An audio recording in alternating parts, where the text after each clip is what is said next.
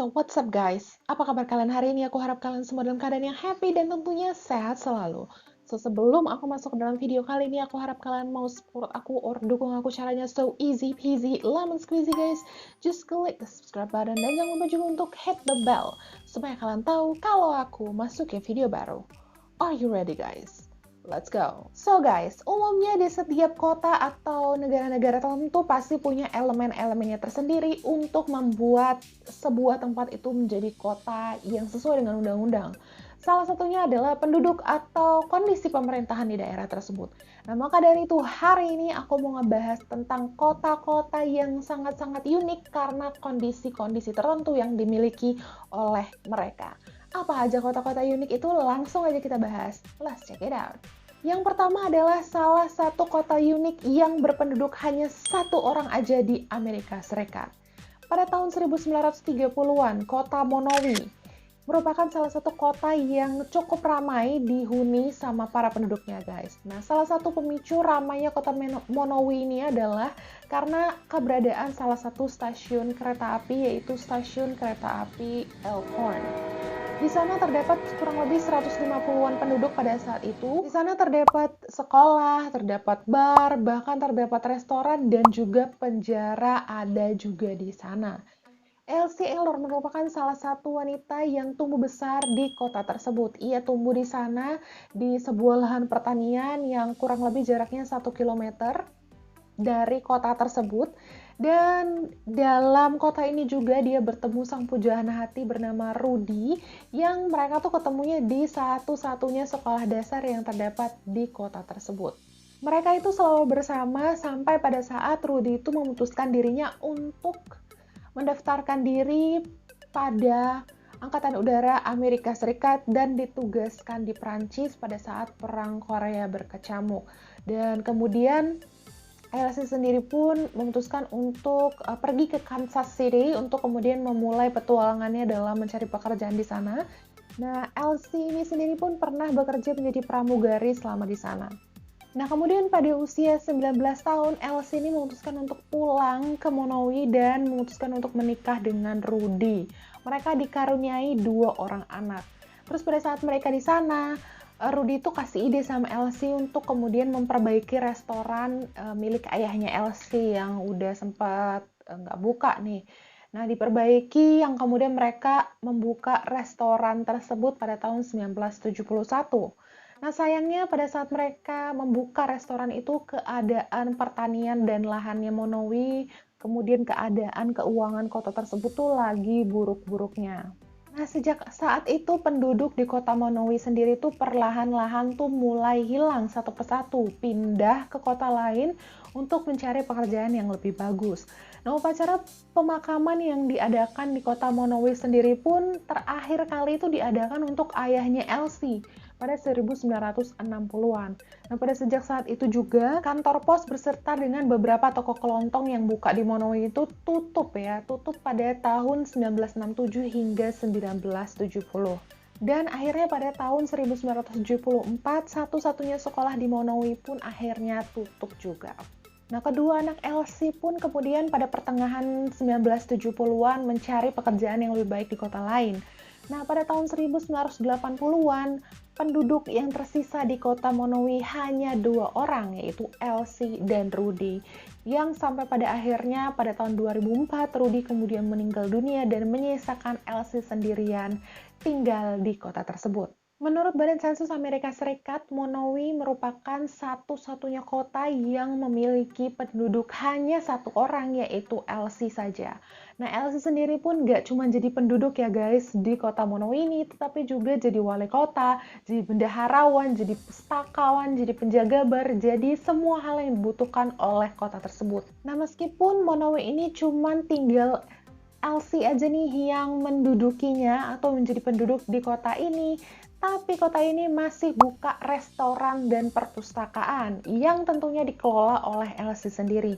Jadi tiap hari tuh Elsie bakalan jalan dari rumahnya pukul 9 pagi untuk berangkat bekerja untuk membuka restorannya. Nah, pelanggannya Elsie ini adalah orang-orang yang datang dari kota-kota sekitar yang berjarak dari 30 sampai 48 kilometer jauhnya dari kota Monoi tersebut.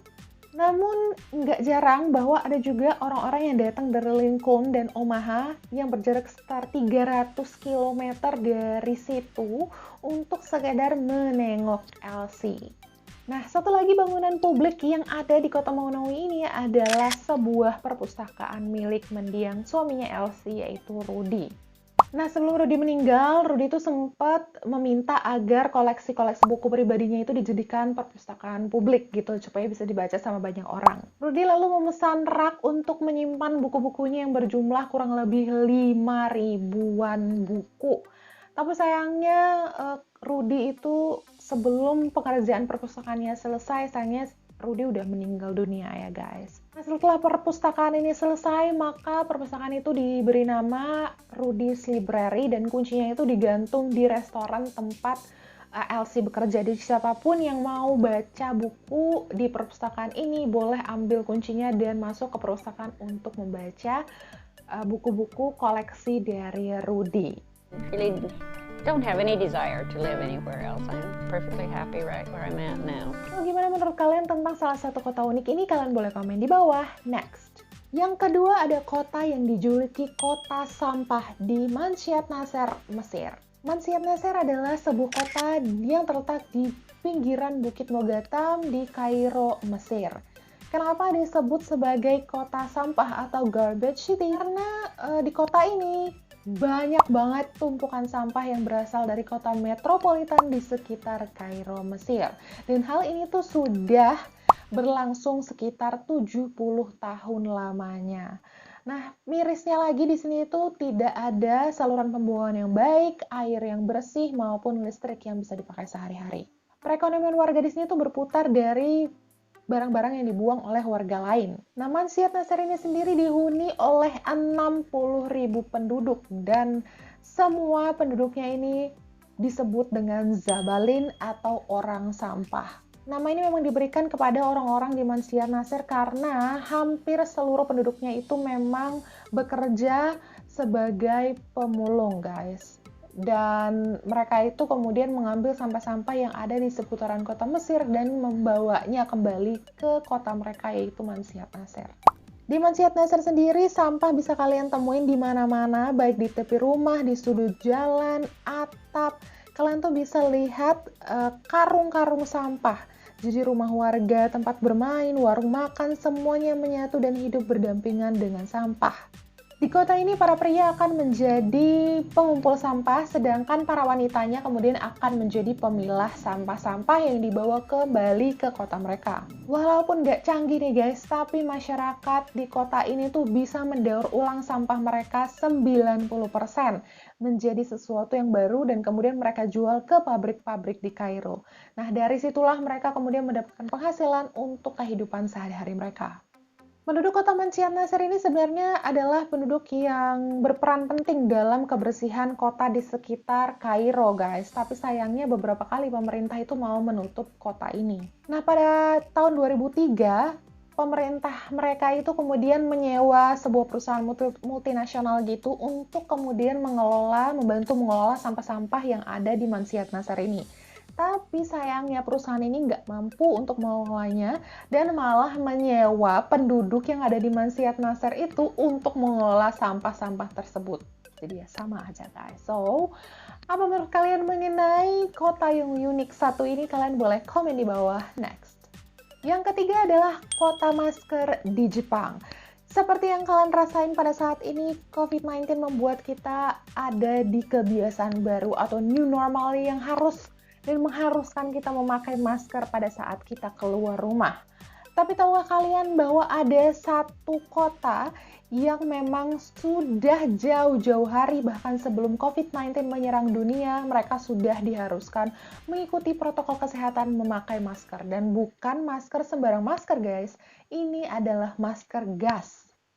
yaitu Pulau Miyakejima. Nah, salah satu pulau di Jepang ini mengharuskan penduduknya untuk mengikuti protokol kesehatan untuk tinggal di sana dengan memakai masker gas setiap harinya. Dan ini dilakukan mereka seumur hidup selama mereka tinggal di sana. Pulau Miyakejima ini merupakan salah satu yang diklaim adalah pulau yang paling berbahaya untuk ditinggali, guys. Pulau ini memiliki sebuah gunung berapi aktif di bagian tengahnya yang disebut dengan Gunung Oyama. Gunung ini telah meletus selama beberapa kali sepanjang sejarah. Pada 14 Juli tahun 2000, gunung ini meletus dengan rangkaian letusan yang cukup besar.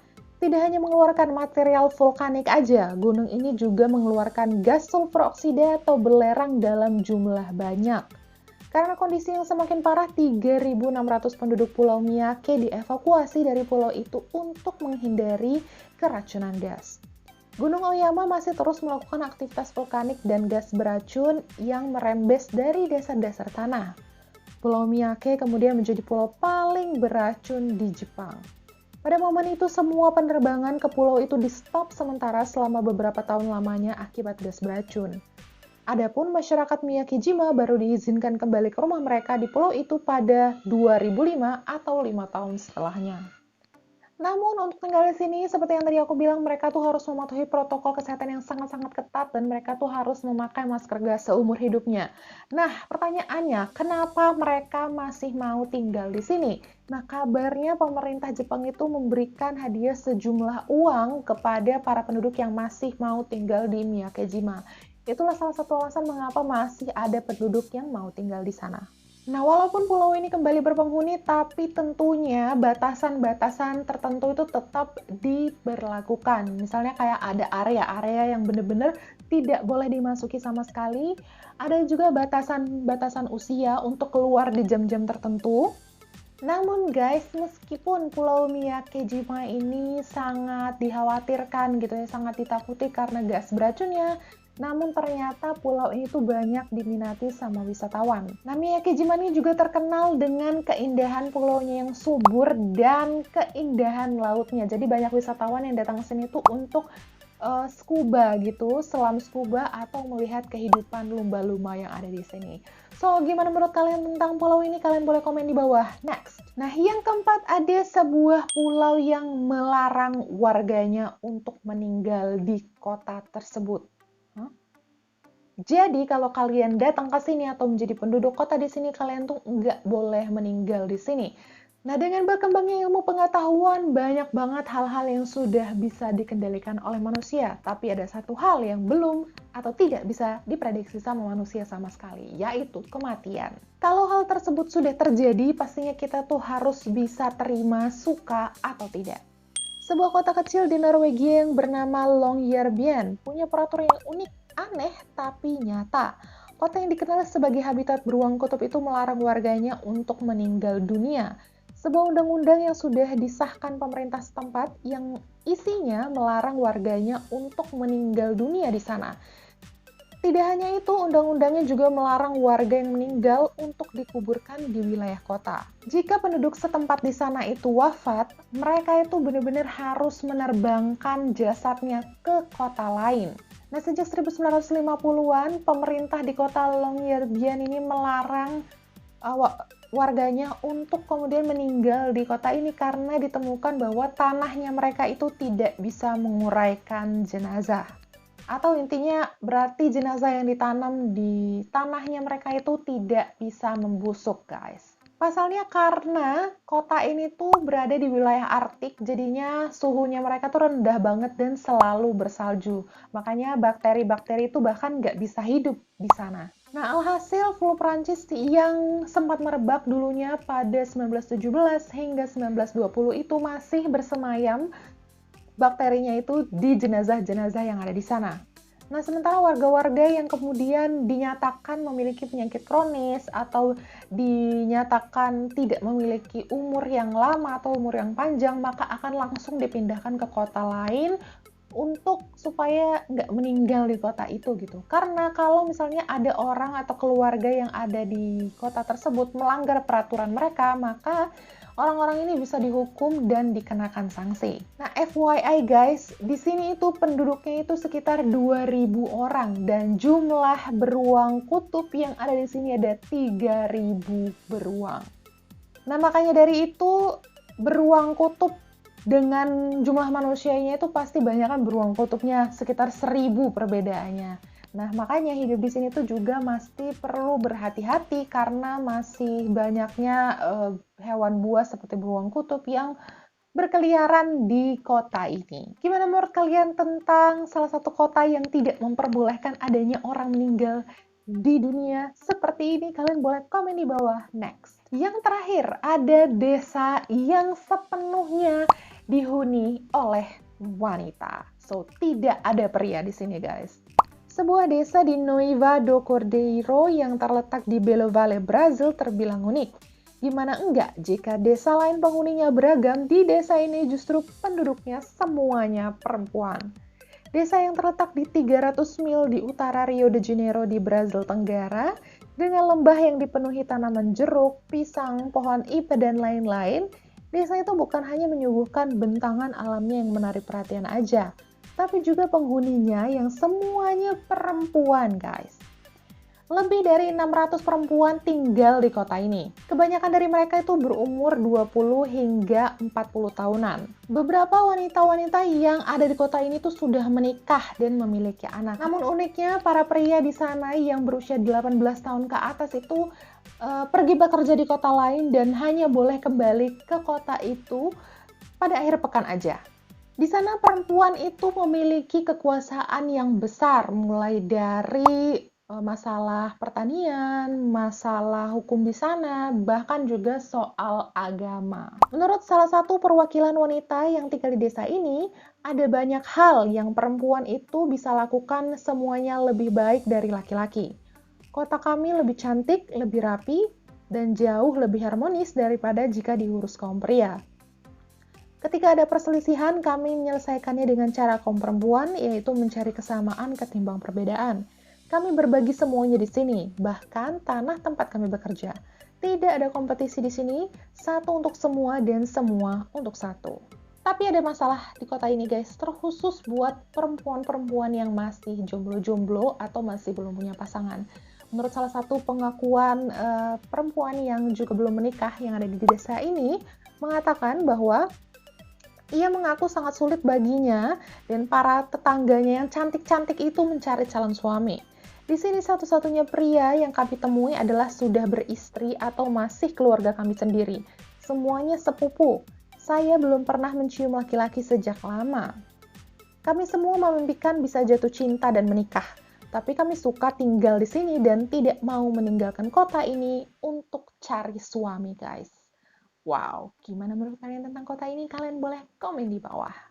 So, itu dia beberapa kota unik yang ada di dunia ini. Mana yang merupakan favorit kalian dan kira-kira mana tempat yang pengen kalian tinggali dari 5 kota ini? Kira-kiranya seru juga tuh tinggal di sana. Apa rasanya ya tinggal di kota yang seluruh penduduknya adalah wanita?